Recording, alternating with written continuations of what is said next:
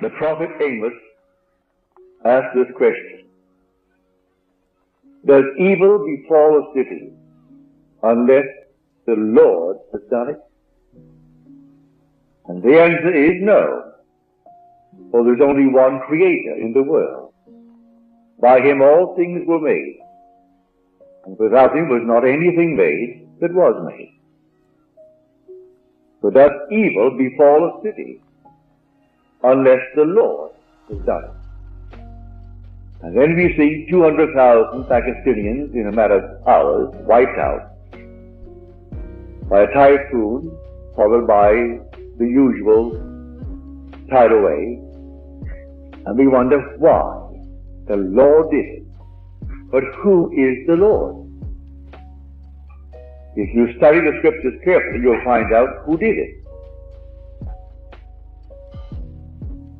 He is clothed in a robe dipped in blood. And the name by which he is called is the Word of God. And the Word became flesh and dwelled within us. Aren't you wearing a robe dipped in blood? That is the robe. This garment of flesh is the robe that the Word of God wears. And the Word of God is God. In the beginning was the Word, and the Word was with God, and the Word was God. So the Word spoken of in Scripture is seated right here in a garment dipped in blood. And that being seated here is your own wonderful human imagination.